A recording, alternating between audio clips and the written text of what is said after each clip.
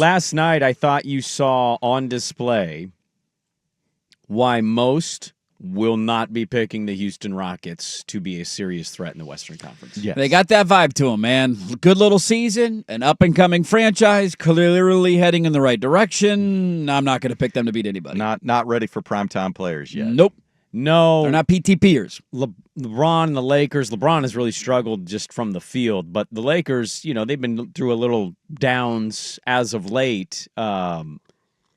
They didn't even play a great game. No. And you see them beat the Houston Rockets, and I'm like, that's the 2 seed in the West. Essentially lead the entire game, too. Not a late comeback. Just kind of, it was an ugly first quarter for both teams, and then just kind of on cruise control the rest of the game. I mean, it's unfortunate because I do want to give Ime a little bit of, belief, but there's an absolute just stench of that team of, cute little regular season story, nothing more. It's interesting that you bring them up because we had the conversation yesterday about Memphis, and it's so funny how quickly things can turn. And we've learned this in Portland from time to time, where you go from having nothing but belief and excitement and anticipation of what the future is going to be, and then 2 years, 3 years later, the future is here, and you're like, where do we go from here? And how do we put this entire thing together? I think that's the thing I noticed from talking to our guest, was it John Martin yesterday? John Martin from Memphis. I thought he made a really good point on that same thing of just you're the 2 seed, you're flying high, people feeling good. Look at John Morant gets a Nike deal. He's kind of the next face of the league. Future is so bright.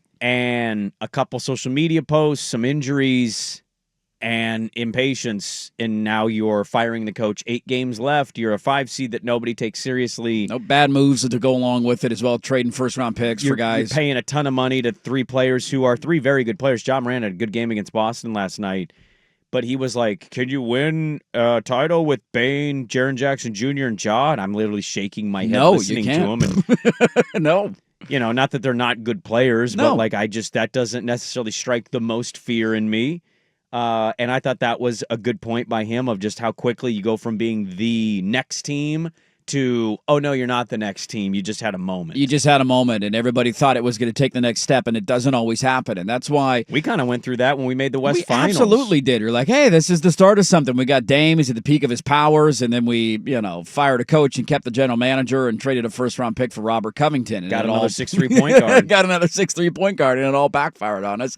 A little over a year later. That's Oklahoma City's unique in this example because they have so many future assets that even if they don't win a title this year, they don't have to feel the sense of urgency to do anything crazy because they got all those future picks. You got time to figure this out, which guys you want to keep, which guys you want to build around, who you want to trade. There's plenty of time. I would look more at a Houston situation and say if there is an early exit, now's the time you got to strike. Now's the time you got to go find that next piece. Because if I look at their roster and I say, hey, Houston's going to largely be back together next year, I'm not saying there can't be more internal growth. The Green can't get better. Thompson can't take another step. But do you look at that as a legitimate NBA championship roster? Because I never have. They're a good team. They're a good regular season team. Maybe they surprise us and win a playoff series, but they're a piece or two away. And I think the Memphis example is good because that window closes much quicker than anybody's ever willing to give it credit for. Well, the interesting thing about them is their last 3 draft picks. Reed Shepherd doesn't play for them. No. They took him number 3, and it wasn't a great draft, so whatever. Yeah, what's his deal this year? Is he just not fit? They're just too good for him to play?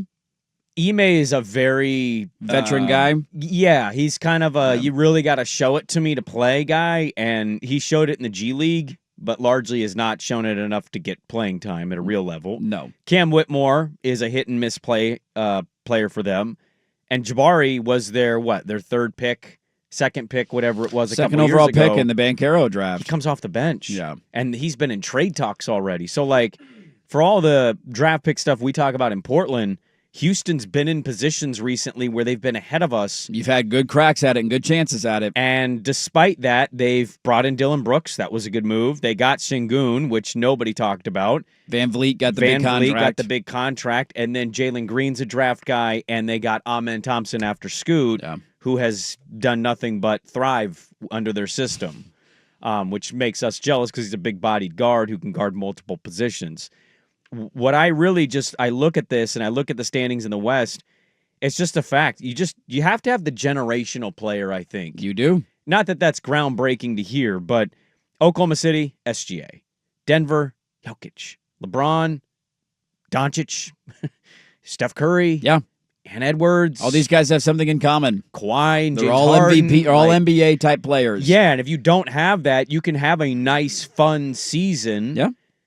But nobody's going to take you seriously. Can I do the Jordan Shrug thing again? This is why you tank and try and get a top 5 pick in a generational draft, because you don't have that guy on the Blazers roster. You do not have that guy on the Blazers roster. You're a good little fun scrappy team, and if you don't make it, if you don't hit a home run or a grand slam or a miracle in the draft, you're probably going to be a playing team next year, and you're going to be a good little feisty team with fun players. Do you not worry about us doing this, that if we don't hit in the draft, like if we don't hit higher than where we're projected to be, end up drafting 8th or 9th, and we get a good player but not a great generational player, a transcendent star, that we become that young, hey, that's a fun young team. Exactly the direction we're heading. Future's so bright. I mean, we're already there this year. People got excited about it, but it takes one thing to win in the NBA, and one thing only, you and need that's that dude, man. You got to have a superstar. Got to have that dude. There's no team in the history of the NBA that has multiples to be a serious multiple, contender, sure, right? if you want to have a serious long run, but you got to at least have one just to throw your name into the hat to have a puncher's chance of the playoffs. Like, we had Damian Lillard for 10 years, and for half the damn years, we couldn't even get out of the first round of the playoffs. Like, I'm taking Minnesota to beat Houston in round 1. I would too. If this is where it holds up. I know the play-in has to happen, and so Minnesota's going to take on. Who would they play? They play the Clippers, right? You get 7 versus 10, 8 versus 9, right? No. 9, 10, 7 plays 8. Yeah. The winner is the 7 seed. Okay. 9 plays 10. The winner plays the loser of 7, 8 for the 8 seed. They need to change that. 7 needs to play 10. 7 should get an easier path to be the 7. I would think so, but the 10 wins and they're still getting to play. I mean, all of it's kind of dumb, anyways. But I digress. I mean, it's not dumb. It's they good. didn't want to reward the 10 seed for only being able to win 1 game and leapfrog 3 teams. I mean, look, I get you want to have a sense of urgency when your playoffs start, and for that aspect, it is entertaining. I would just say, why don't we go to 5-game series, and then you got your sense of urgency, and then you get an upset in game 1, and you're like, oh my god, the 8 seed's only 2 wins away. I do miss those days. Like, oh, that's crazy. Yeah, the best of 5 was great. 7-game series in the first round. I just Sonics fan. Bad memories there in Seattle. I sleep through half the first round, because even if there's an early upset, I'm like, they got to win 3 more games. You're not winning 3 more games against that team. There's no chance in hell it's going to happen. Rockets looking a little pretenderish yesterday against the LA Lakers.